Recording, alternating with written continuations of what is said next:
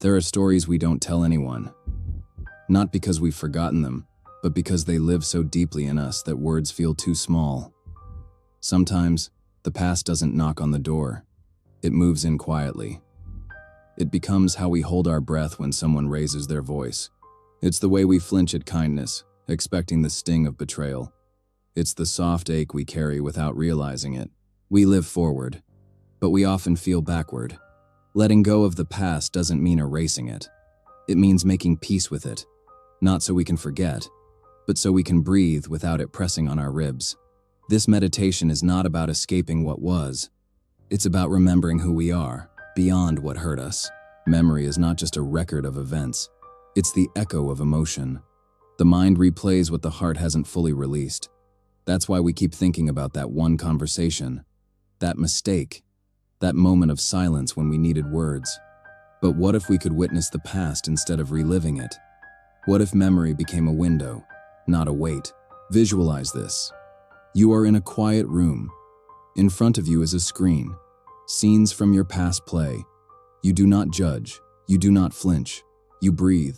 You whisper, "That happened." But it's no longer happening. This is where healing begins. Close your eyes. Take a breath in and let it go. Now imagine. You are standing beside a calm river. In your hands you hold a lantern.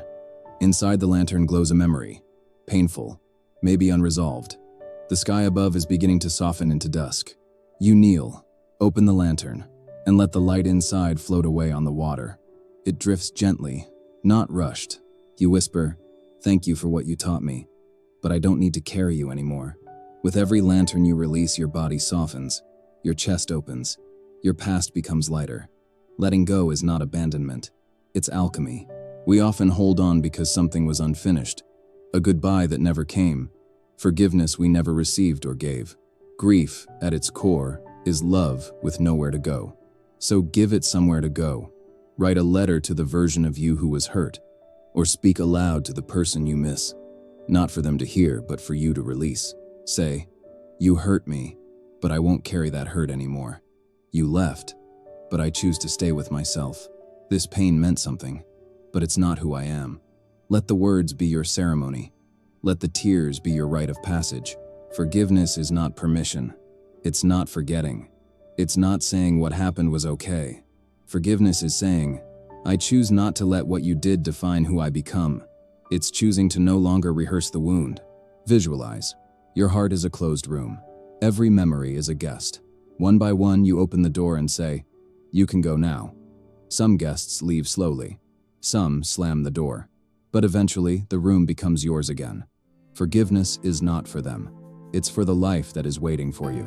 The past isn't only stored in memory.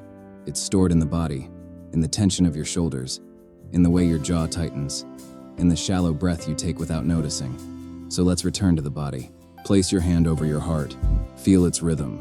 Breathe into it. Now say, "I'm safe now. That moment has passed. I'm allowed to feel peace." Let your body hear it. Let your nervous system trust it. Let healing be something physical, not just poetic. Letting go is a practice.